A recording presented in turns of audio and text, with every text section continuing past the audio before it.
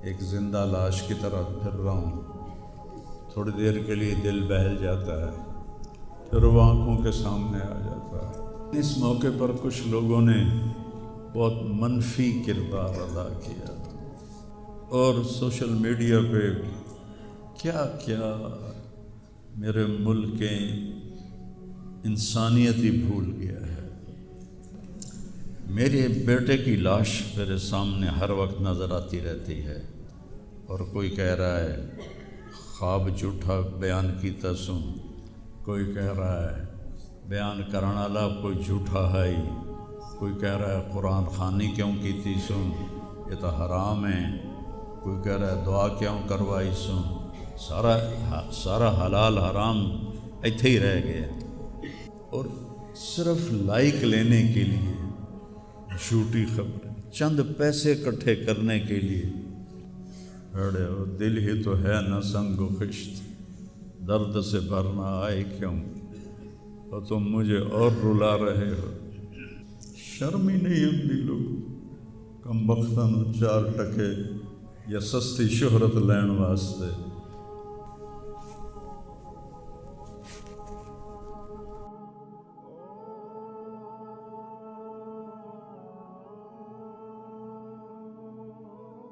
شکر ہے بہت لوگوں نے تعزیت کی، لیکن اس موقع پر کچھ لوگوں نے بہت منفی کردار ادا کیا. میں ایک جوان بیٹے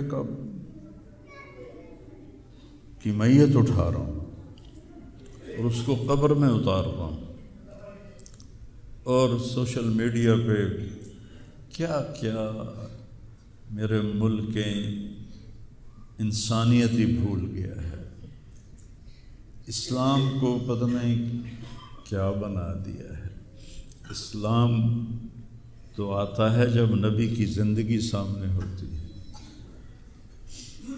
تو کوئی خوابوں پہ تبصرے کر رہا ہے، اور کوئی میرے اوپر تنقید کر رہا ہے، کوئی میرے بیٹے کو کہہ رہا ہے مولوی کے بیٹے نے خودکشی کر لی. تو بتاؤ میرے اوپر کیا گزری ہوگی اس سے.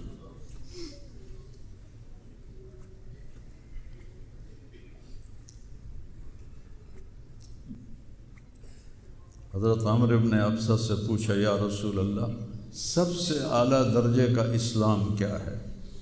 ایک گل غور نال سنیں، سب سے اعلیٰ درجے کا اسلام کیا ہے؟ آپ نے فرمایا من سلم المسلمون من لسانہ و یدہ، جو کسی کو اپنی زبان اور ہاتھ سے تکلیف نہ پہنچائے وہ سب سے اعلیٰ درجے کا مسلمان. اب یہاں حال یہ ہے کہ دنیا دار ہوں، دیندار ہوں، علماء ہوں، ان کی زبانوں سے الفاظ نہیں نکلتے، ان کی زبانوں سے آگ نکلتی ہے، ان کی زبانیں آگ برساتی ہیں. تو جب زبان آگ برسائے گی تو دل نفرت سے بھرا ہوگا. لیکن میں نے کہا یا اللہ، میں نے تجھ سے وعدہ کیا تھا کہ میں اپنی وجہ سے کبھی کسی سے نفرت نہیں کروں گا، کسی سے بغض نہیں رکھوں گا، کسی سے قطع تعلق نہیں کروں گا. آج مجھے یہ وعدہ پورا کرنے میں زور لگانا پڑ رہا ہے کہ ایک طرف مجھے اپنے بیٹے کی لاش نظر آتی ہے، ایک طرف ان نادانوں کے تبصرے نظر آتے ہیں. میں کسی کا نام نہیں لیتا، بھرا پڑا ہے سوشل میڈیا، اور اتنی جھوٹی خبریں، اتنی جھوٹی خبریں، اتنی زخم پہ مرہم لگاتے ہیں یا نمک چھڑکتے ہیں، اور وہ اسلام سمجھ کے کر رہے ہیں. میرے بیٹے کی لاش میرے سامنے ہر وقت نظر آتی رہتی ہے، اور کوئی کہہ رہا ہے خواب جھوٹا بیان کیتا سوں، کوئی کہہ رہا ہے بیان کرنا والا کوئی جھوٹا ہے ہی، کوئی کہہ رہا ہے قرآن خوانی کیوں کیتی سوں، یہ تو حرام ہے، کوئی کہہ رہا ہے دعا کیوں کروائی سوں. سارا حلال حرام ایتھے ہی رہ گیا. ایک زخمی باپ کے زخم پر پھنبا رکھنے کی بجائے میں نے بڑے انسان زندگی میں صدمے دیکھتا ہے، ناگواریاں دیکھتا ہے. میں نے بڑی بڑی ناگواریاں دیکھی، لیکن عاصم کی ناگواری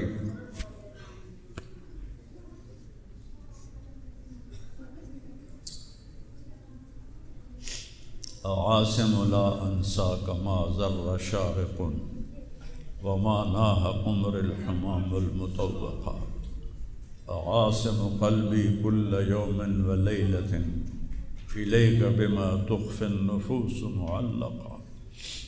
یہ حضرت عبداللہ بن ابو بکر کے اشعار ہیں جو میں نے تھوڑی تبدیلی کے ساتھ آپ کو ذکر کیے ہیں کہ اے عاصم، جب تک سورج چمکتا رہے گا تیری یاد میرے اندر تازہ ہوتی رہے گی، میں تمہیں کبھی بھلا نہ پاؤں گا۔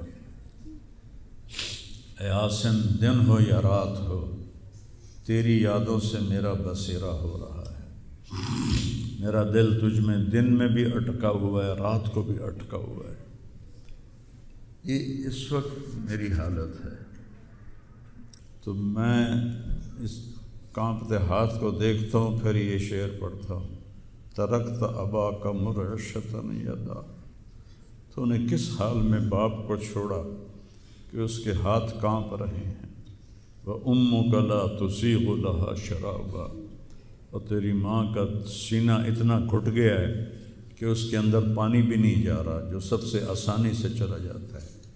یہ کیفیت ہو ماں باپ کی، اور کوئی مولانا اٹھ کے تبصرے کر رہا ہو، کوئی مفکر اٹھ کے تبصرے کر رہا ہو، بتاؤ میرے پر کیا گزری ہو۔ اس لیے میرے نبی نے فرمایا کہ زبان کو روکنا ساری شریعت کا خلاصہ ہے۔ دین بیان کرتے ہوئے جن کی زبانیں زہر بن جائیں اور شعلے برسائیں، ان کو بھگتنا پڑے گا آخرت میں۔ میں نے اپنا حصہ معاف کر دیا، میں نہیں چاہتا کہ یا اللہ میں نہیں چاہتا میری توبہ کہ میری وجہ سے تیرے محبوب کے کسی امتی پر کوئی تکلیف آئے، میں نے سب معاف کر دیا۔ لیکن اللہ کا نظام تو چلتا ہے، اور صرف لائک لینے کے لیے جھوٹی خبریں، چند پیسے اکٹھے کرنے کے لیے، وہ یہ نہیں جانتے کہ ایک باپ کا زخمی جگر اور کتنے زخم گہرے ہو جائیں گے تمہارے چند پیسوں کے لالچ، اور کرنے کو کوئی باتیں ہیں نہیں، اور جو اس قسم کی واہیات بولتا ہے اس کو لوگ سنتے بہت، کوئی مثبت بات کرتا ہے تو اس کو سنتا کوئی نہیں۔ میں نے اپنا دکھ آپ کے ساتھ شیئر کیا ہے، اور آپ کو نصیحت کرتا ہوں اپنی زبان کی حفاظت کریں۔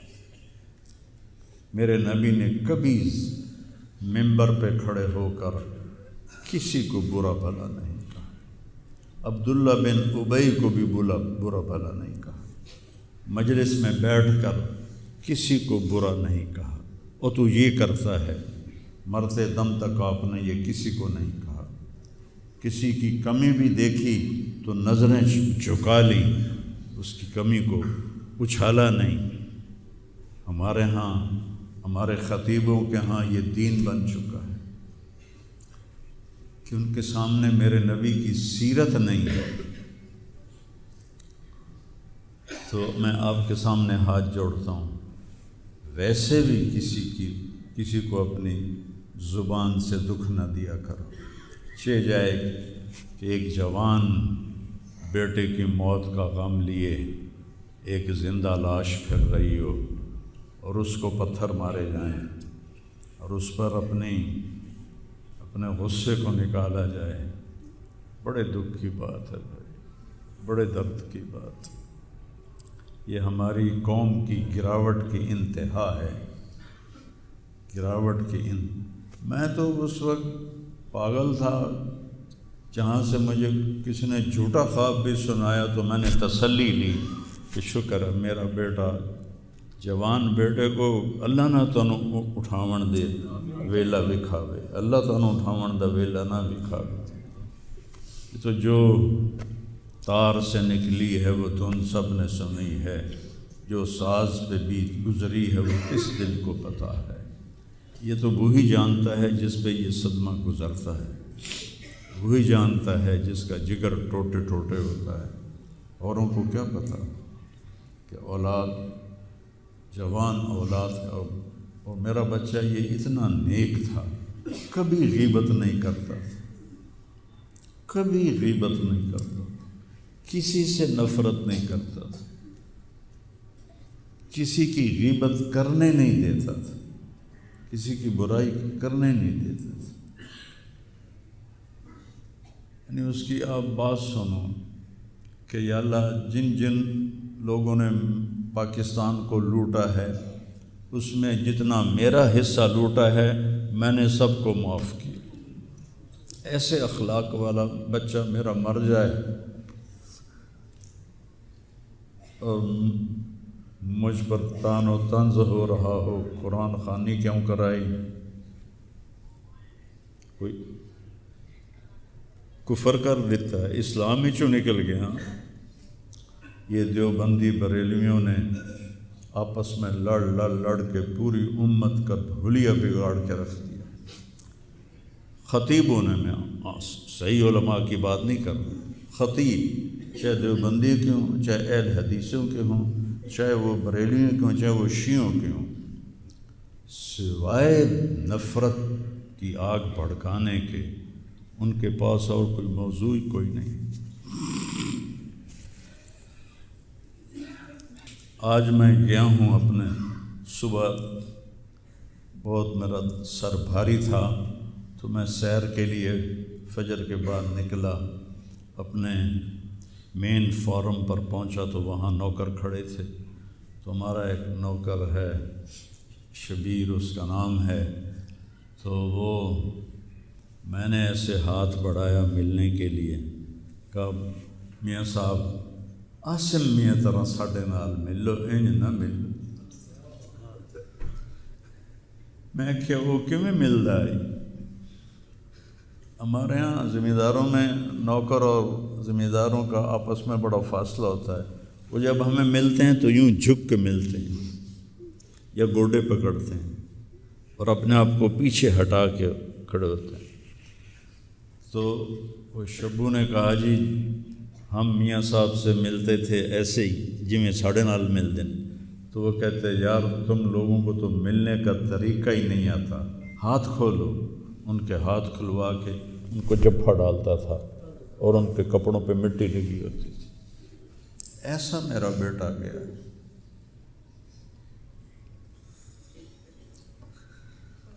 نوکر کے منہ سے نوالا نکال کے اپنے منہ میں ڈال کے کھا لیتا تھا۔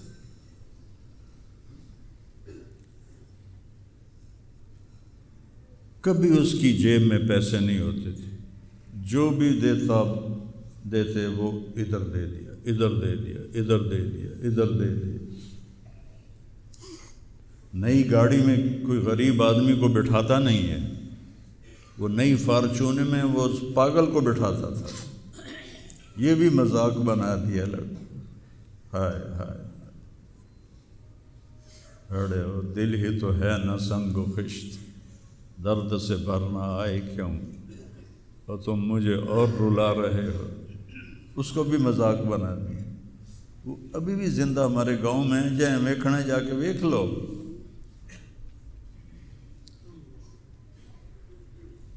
اور اس نے کہا کہ میرے رب نے میری بخشش کر دی اس ملنگ کی خدمت کی وجہ سے۔ کسی پاگل دے کپڑے وٹامنا، ناوامنا، وہ دے وال کٹامنا، وہ دے نو کٹامنا، ایک زمیندار دے بیٹے دا اے کوئی سوکھا کام، وہ دے ماں پہ نان کر دے۔ اتنا غریبوں سے اس کو پیار تھا، اور سخاوت کوٹ کوٹ کے بھری تھی، اور نوکروں کو بھی بھائی کہہ کر بلاتا تھا۔ ہم لوگ بلاتے ہیں اوئے ایدے آ، ہمارے جو ہم نے اپنے والدین کو دیکھا، چاچے تائے بابے دیکھا، اوئے برا کہتا بھائی ادھر آئیے۔ یہ جہ ہیرا بندے دا کھڑی جاوے تو دا کی حال اس